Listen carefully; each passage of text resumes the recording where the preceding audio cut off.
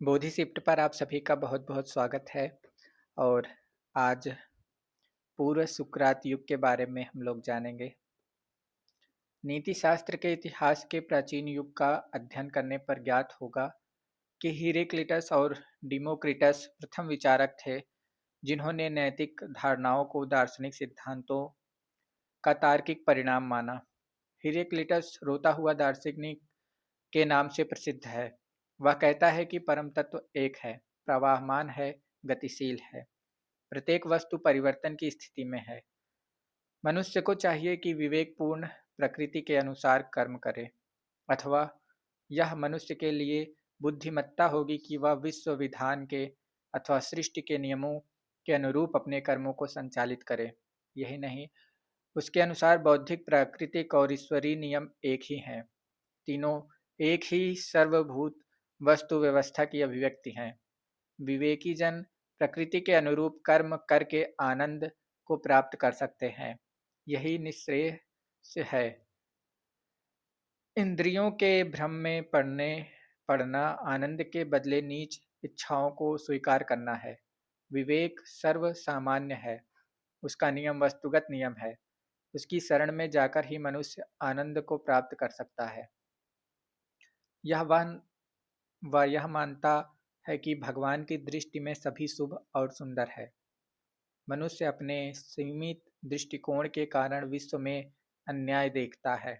वास्तव में विश्व पूर्ण है, वह ईश्वरीय नियम द्वारा संचालित होता है और विवेकी जन उस नियम को समझ सकते हैं एवं विश्व में पूर्णता देख सकते हैं। हिरेक्लिटस स्टोइक सिद्धांत निष्क्रियतावाद का अग्रदूत था।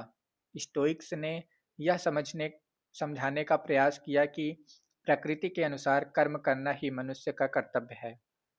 और डिमोक्रिटस हंसता हुआ दार्शनिक के नाम से प्रसिद्ध है। वह जड़वादी था। उसने अणुवाद को स्वीकार किया और कहा कि परम तत्व असंख्य अणुओं का समूह है। इंद्रिय विषयक सिद्धांतों से उसने प्रबुद्ध आत्म सुख की नैतिकता का निगमन किया। नैतिकता का मूल तत्व सुख है। जीवन का ध्येय सुख है। यह सुख अच्छे स्वास्थ्य, प्रसन्न मुद्रा एवं मनः शांति पर निर्भर है। डिमोक्रिटस प्रथम विचारक था जिसने जीवन के चरम ध्येय को आनंद बतलाया। आनंद से उसका अभिप्राय मन की अविचलित स्थिति से था। आनंद अथवा प्रसन्न मनोभाव, आत्मोल्लास अथवा बौद्धिक सुख के लिए प्रयास करना चाहिए। उसके सम्मुख शारीरिक सुख तुच्छ है। परम सुख की प्राप्ति के लिए हमें इच्छाओं को सीमित और संयमित रखना चाहिए। मृत्यु के भय से बेचैन बचने के लिए विवेक और ज्ञान से काम लेना चाहिए। डिमोक्रिटस यह भी कहता था कि केवल अन्याय ही नहीं करना चाहिए, अपितु अनुचित भी नहीं सोचना चाहिए। अन्याय सहना और करना दोनों ही पाप है। उसके सिद्धांतों में अनेक नैतिक विचार मिलते हैं, किंतु उसने उन्हें व्यवस्थित रूप नहीं दिया। एक संगतिपूर्ण व्यवस्था में नहीं बांधा। इतना अवश्य है कि उसने उसके नैतिक दर्शन में एपिक्यूरसनिज्म के बीच मिलते हैं। एपिक्यूरसनिज्म इस सिद्धांत का विकसित प्रतिरूप है। हिरेक्लिटस और डिमोक्रिटस दोनों के सिद्धांतों के लिए यह कहा जा सकता है कि उन्होंने अपने नैतिक विचारकों को व्यवस्थित रूप से प्रस्तुत करने का प्रयास नहीं किया। सच तो यह है कि सुकरात के पश्चात ही नैतिक सिद्धांतों ने विधिवत व्यवस्थित रूप को अपनाया है। पूर्व सुकरात युग के सबसे प्रमुख नैतिक शिक्षक पाइथेगोरियंस ने थे। उस मत का प्रचारक पाइथेगोरस था। पाइथेगोरस ने अपने नैतिक और धार्मिक विश्वासों के साथ भ्रातृभाव का प्रचार किया। उसने संयम, सच्ची मित्रता, नियमों और राजसत्ता के आदेशों के पालन को महत्व दिया। पाइथागोरस की प्रवृत्ति रहस्यवादी नैतिकता की ओर थी। उसका कहना था कि मनुष्य का जीवन भगवान के हाथ में है। मनुष्य को अपने जीवन को भगवान के अनुरूप ढालना चाहिए। उसे दैवी आदेश का पालन करना चाहिए। सुख का त्याग करना चाहिए तथा पूर्व जन्म के पापों को भुगतना चाहिए। उसके अनुसार दुख से छुटकारा पाने के लिए आत्महत्या करना पाप है। सुख के त्याग द्वारा सद्गुण युक्त जीवन बिताया जा सकता है। वासनाओं से मुक्ति पाने के हेतु बौद्धिक आत्मा के लिए संयम रखना अनिवार्य है। वासनाओं पर विजय प्राप्त करना आवश्यक है। पाइथागोरस के सिद्धांत में वैराग्यवाद की व्यवस्था के संस्थापकों की धारणाओं का पूर्ण ज्ञान मिलता है। वैरागियों की भांति उसने भी ब्रह्मचर्य, मौन, प्रार्थना तथा आत्म परीक्षण को महत्व दिया है। उसके सिद्धांत में प्रथम बार वैराग्यवाद वह महत्व धारणा मिली है जिसके अनुसार नैतिक के लिए प्राकृतिक का त्याग आवश्यक है। उसके नैतिक आदेशों में थोड़ा बहुत दार्शनिक तत्व होते हुए भी हठधर्मी मिलती है। वह अधिकतर भविष्य वक्ता की भांति बोलता है, न कि दर्शन की भांति। यह अवश्य है कि उसके सिद्धांतों में प्लेटो के दर्शन के चिन्ह मिलते हैं।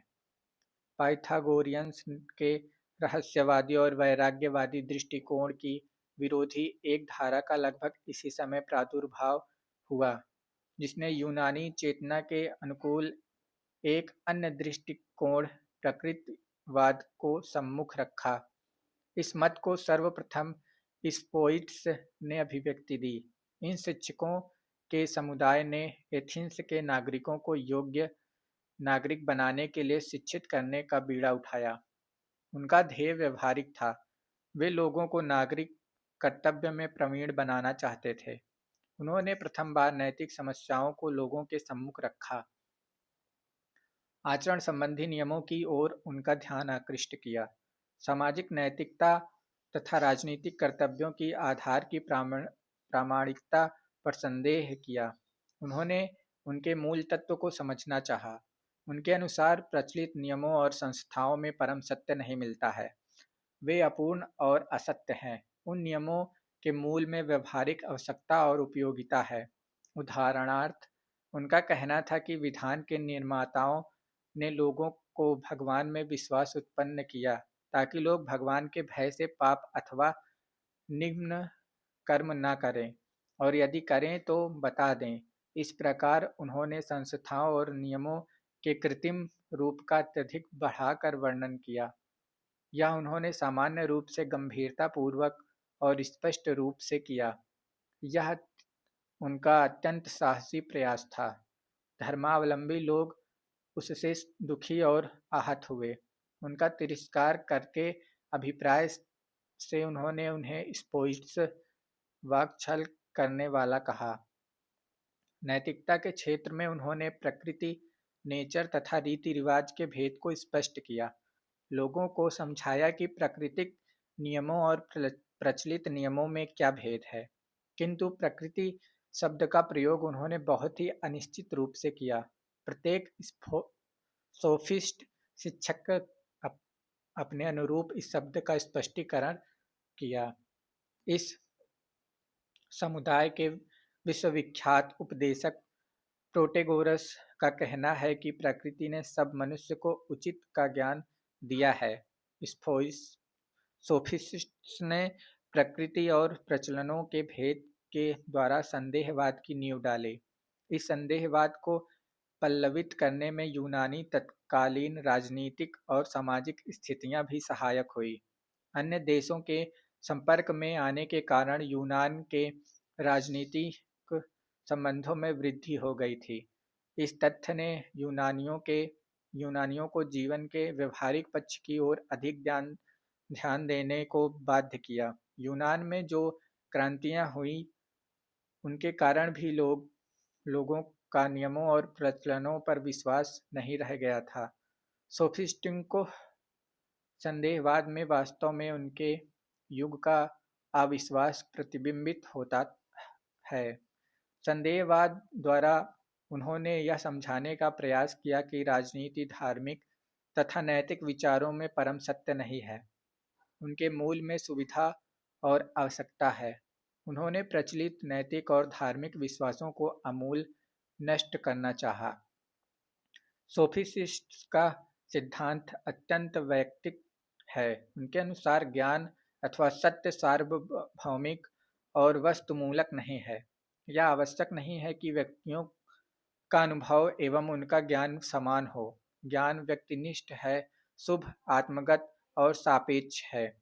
इस तथ्य को प्रोटेगोरस यह कहकर समझाता है कि मनुष्य ही वह वस्तुओं का मापदंड है, अथवा जहाँ तक ज्ञान का प्रश्न है, मनुष्य ही सब अर्थों में प्रमाण है। प्रत्येक मनुष्य अपने व्यक्तिगत सत्य का मापदंड है। प्रत्येक व्यक्ति जिन संवेदनाओं का अनुभव करता है, जो प्रभाव उसके मन पर पड़ते हैं, वह उसके लिए सत्य है। प्रोटेगोरस की उक्ति के विवादग्रस्त अर्थों में न जाकर हम इतना ही कहेंगे कि सोफिस्ट ने शुभ की परिभाषा को सीमित बनाकर उसे सापेक्ष और व्यक्तिगत रखा। इस प्रकार उन्होंने सामाजिक शुभ का निराकरण किया, कर्तव्य अकर्तव्य की धारणा को काल्पनिक बतलाया, उसे रूढ़िग्रस्त सिद्ध किया। उनका यह विश्वास था कि प्रकृति ने प्रत्येक व्यक्ति को औचित्य का ज्ञान दिया है। इसी अर्थ में ज्ञान की स्वतंत्रता स्वतंत्र वस्तुगत सत्ता नहीं है, वह आत्मगत है। उनके अनुसार निश्चयात्मक ज्ञान संभव नहीं है। उन्होंने ज्ञान मात्र को संदिग्ध कहा। वे उसके दार्शनिक रूप को नहीं मानते हैं। ज्ञान के इस पक्ष को सुकरात ने सम्मुख रखा। सोफिस्ट मत की दुर्बलताओं को मानते हुए भी यह मानना पड़ेगा कि वे अपने समय के सबसे प्रबुद्ध विचारक थे। उन्होंने अपने युग के बौद्धिक जीवन को जगाया, बुद्धि और प्रकृति की दुहाई देकर रूढ़ि रीतियों में जो बुराइयां और उनकी ओर लोगों का जागरूक किया। उन्होंने इस बात पर जोर दिया कि परम मानवीय शुभ को नैतिक ज्ञान द्वारा जाना जाए। ऐतिहासिक दृष्टि से सर्वप्रथम उन्होंने शुभ अथवा कल्याण के अर्थ का अन्वेषण करने का प्रयास किया। उनके पूर्व चिंतक दर्शन दर्शन का जीवन से संबंध मानने पर भी जड़ जगत की गुत्थियों में उलझे रहे। यह सोफिस्ट संदेहवाद का ही परिणाम है कि लोग नैतिक समस्याओं की ओर झुके। धन्यवाद। अगले वीडियो में हम सुकरात के बारे में जानेंगे।